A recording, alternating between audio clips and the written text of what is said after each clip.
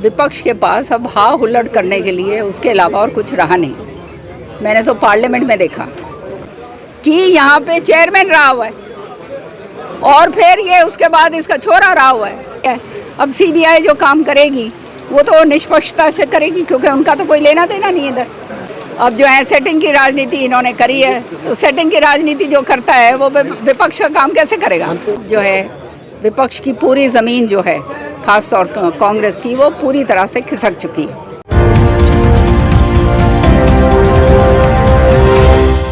किस रूप में याद करें, क्या कहेंगे इनके जीवन में? चौधरी बंसीलाल जी एक विकास पुरुष थे और उनका नाम हमेशा हरियाणा के इतिहास में स्वर्ण अक्षरों में लिखा गया है और आने वाली जो पीढ़ियां हैं वो उनको हमेशा जो है स्मरण करेंगी, क्योंकि जब हरियाणा की बागडोर उन्होंने संभाली तब हरियाणा क्या था, और उनके रहते रहते गांव-गांव के अंदर उन्होंने सड़क पहुंचाई, घर घर के अंदर लट्टू पहुंचाए और हमारे सारा ये इलाका जो है लिफ्ट इरिगेशन के ज़रिए जो है पानी पहुंचाया। उस इलाके में गेहूँ उगी, जहाँ पर लोगों ने कभी दाने नहीं देखे थे, वहाँ पर जो है ये सारे काम हुए।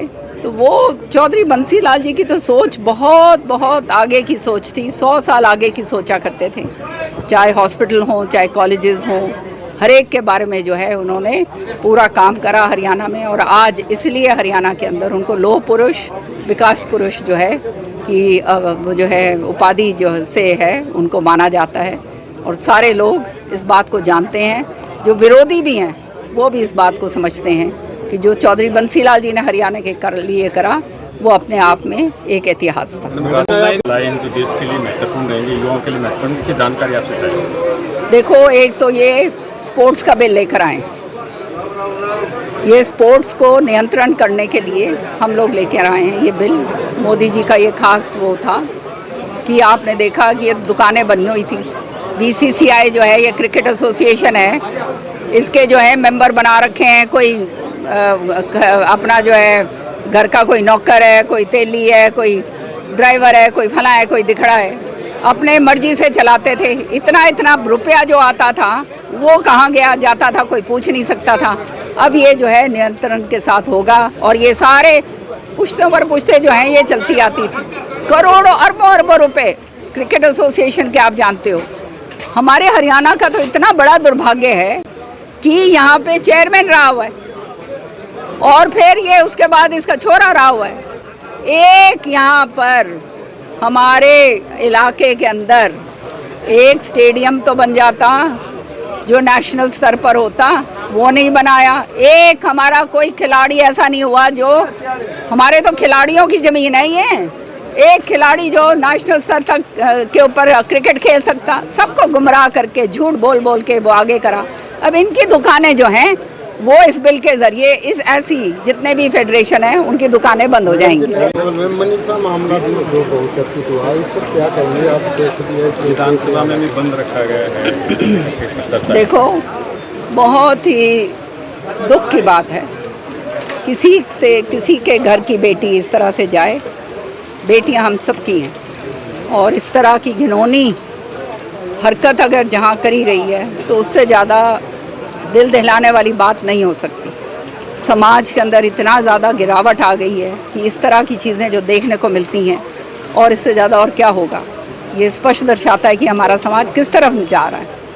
अब जो है, जैसे ही मुझे मालूम चला, मैंने माननीय मुख्यमंत्री जी से बात करी, उन्होंने तुरंत संज्ञान लिया और आपने देखा कि 5 पुलिसकर्मियों को सस्पेंड करा गया, एसपी जो यहाँ पे थे उनको हटाया गया। तो ये तुरंत जो है कार्रवाई करी गई ताकि निष्पक्ष तरीके से हो। आगे जो है 3 बारी उसका पोस्टमार्टम करवाया गया है, उसकी विसरा रिपोर्ट अलग अलग दिलवाई गई है, पर फिर भी जो है उसके अंदर कुछ लूप होल थे। तो इसलिए कि ये संतुष्टि हो जाए कि हाँ, ये भाई दबाने का या किसी को छुपाने की बात नहीं हो रही, सीबीआई की मांग थी। तो अब सीबीआई से ऊपर तो कुछ है नहीं भैया। तो सीबीआई को जो है मांग उन्होंने रखी, सीएम साहब के सामने हमने रखी। सीएम साहब ने जो है कहा कि बिल्कुल स्पष्ट है, ये जो है सही चीज़ निकल के आनी चाहिए और इसलिए सीबीआई को जो है हम इसको देते हैं। सीबीआई को जो है अब सौंप दिया है। अब सीबीआई जो काम करेगी वो तो निष्पक्षता से करेगी, क्योंकि उनका तो कोई लेना देना नहीं है इधर। जो है इसके अंदर दोषी है उसको उसके ऊपर कार्रवाई होगी। लेकिन मैं एक बात ज़रूर कहूँगी कि शुरू से इसको पूरे घटनाक्रम को सही तरीके से हैंडल नहीं करा गया। अगर ये सही तरीके से हैंडल करा गया होता तो यहाँ तक ये बात नहीं पहुँचती। अब ये तो अब CBI बताएगी। ये ऑनलाइन गेमिंग आपने देखा किस तरह से ये नौजवान जो पीढ़ी है उसको लुभाने के लिए, और आप जानते हो बेचारे जो बच्चे हैं उनको लत बहुत जल्दी लग जाती है। 50 करोड़ की तो इनका डीमैट अकाउंट था, तो आप समझ लो कितना पैसा इनके पास होगा और कितने बच्चों को बर्बाद करा होगा, कितने घरों को बर्बाद करा होगा। तो उसको नियंत्रण में लाने में के लिए और हमारी युवा पीढ़ी को इससे मुक्त करने के लिए ये बिल हम लेकर आए। फिर जो है अब आने वाले समय में ये बिल आ रहा है जो 130 मेरे ख्याल में कौन सा अमेंडमेंट है, बिल आ रहा है। 30 दिन की सजा होने पर कुर्सी छोड़नी पड़ेगी, चाहे CM हो, चाहे PM हो, चाहे कोई हो। अभी तक तो ये था जेलों के अंदर बंद रहते थे। दिल्ली में हमने देखा ना, जेल से सरकार चला रहे हैं। SPDC जो है वो जेल में जा रहे हैं।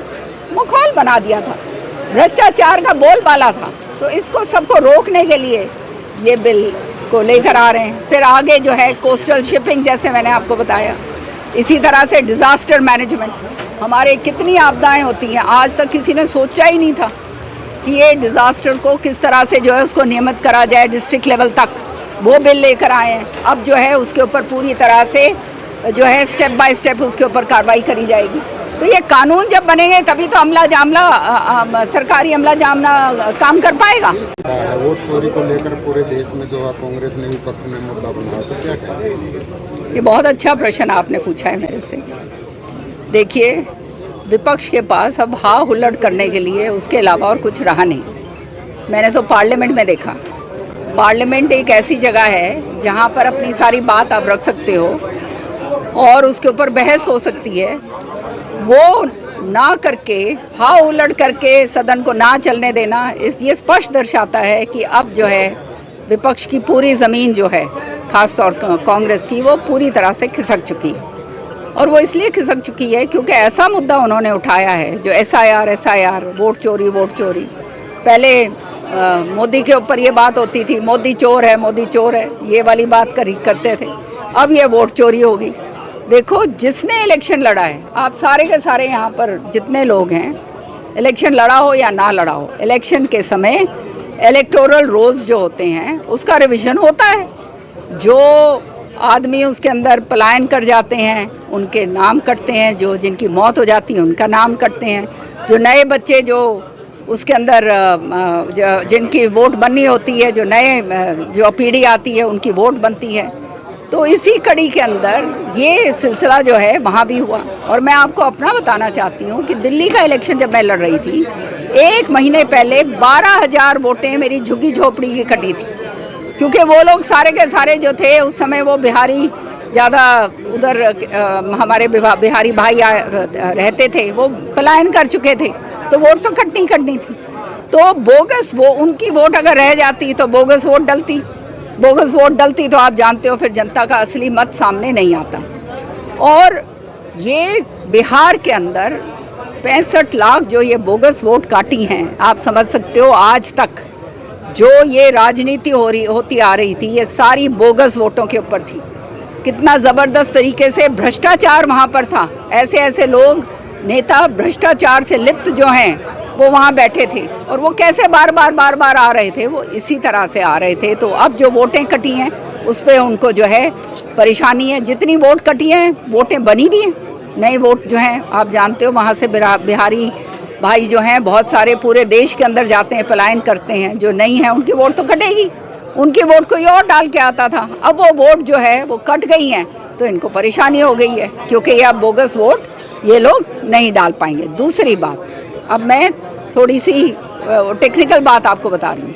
देखो, 65 लाख वोट कटी हैं, शिकायत कितनी आई? केवल 2। तो ये तो राजनीतिक पार्टियों का मामला है ना। क्यों नहीं शिकायत करी जब वोट कट रही थी? जब वो इलेक्टोरल रोल सारा पब्लिश होता है, आपने शिकायत करनी चाहिए थी। शिकायत नहीं करी, इसका मतलब सही तरीके से हुआ है सारा, नहीं तो शिकायत कोई लेकर आता। दूसरी बात, जब ये इलेक्टोरल वोट्स का रिवीजन होता है, BLO लगाए जाते हैं, ब्लॉक लेवल ऑफिसर्स होते हैं, और वो हर एक पार्टी के लगाए जाते हैं। तो हर एक पार्टी का BLO जो है, ये उसका काम होता है कि वो इलेक्शन ऑफिस के साथ जो है काम करे, और उसको अगर ये लग रहा है कि ये बोगस वोट है तो उसके ऊपर वहीं पे रुकाई करे और क्या कहते हैं वहाँ पे शिकायत करे। क्यों नहीं करी गई? तो ये तो स्पष्ट दर्शाता है कि किसी की भी जो दिमाग जो सोचता है और जो लॉजिकल है उसको समझ आ जाएगी कि इन्होंने तो जो है खाली हल्ला मचाना है, कुछ रहा है नहीं। ऑपरेशन सिंदूर के ऊपर इनकी असलियत सामने आ गई, किस तरह से पाकिस्तान को इन्होंने अभी तक जो है हमारे जल संधि जो है उसके तहत 80% हमारा पानी दे रखा था। सामने आ गई बात, किस तरह से हमारा जो है इतनी लड़ाइयाँ हमने लड़ी, 71 की लड़ाई लड़ी, जीती, सारा कुछ करा, फिर भी सारा पाकिस्तान से POK पाकिस्तान ऑक्यूपाइड कश्मीर को वापस लेने के बजाय जो है उनके जितने भी हमने प्रिजनर्स ऑफ वॉर पकड़े थे वो वापस कर दिए, कितने हज़ारों के अंदर, और जो हमारे थे वो आज तक हमारे वापस नहीं आए। इसी तरह से बहुत सारी चीज़ें जो हैं, ये हिस्ट्री की परतें जो हैं का, और पूरे वो कहते हैं ना प्रूफ के साथ पार्लियामेंट के अंदर रखी गई, तो ये तो सुन नहीं पाए। और पार्लियामेंट के अंदर जो है जो चर्चा ये इन्होंने मांगी थी उस चर्चा का बहिष्कार करके भाग गए। मैडम जी, का जो बिल है उसको विपक्ष विरोध कर रहा कि ये विपक्ष को दबाने की जेल में ठोक कर उसको प्रोसीजर करने की साजिश है। तो ये मान गए ना, भ्रष्ट हैं सारे के सारे, सभी के ऊपर केसेस हैं। अब जिसके ऊपर 30 दिन की सज़ा हो ही नहीं, और आधे तो लोग जो हैं तुम जानते हो, जो हमारे कांग्रेस के यहाँ के नेता थे उनके ऊपर तो कितने केस हैं भाई। सारी ज़मीनें नाप गए हरियाणा की पूरी की पूरी, कितने मेरे ख्याल में CBI की केसेस उनके ऊपर हैं। अब जो है सेटिंग की राजनीति इन्होंने करी है, तो सेटिंग की राजनीति जो करता है वो विपक्ष का काम कैसे करेगा? आपकी नेता सौरभ भारद्वाज पर ED की रेड पड़ी है, क्या कहना है, चाहे किसी का भी नेता है वो यही होगा। हाँ, अब इसलिए ये क्लियर मैसेज है कि भाई भ्रष्टाचार छोड़ दो, नहीं तो राजनीति छोड़ दो। ठीक है।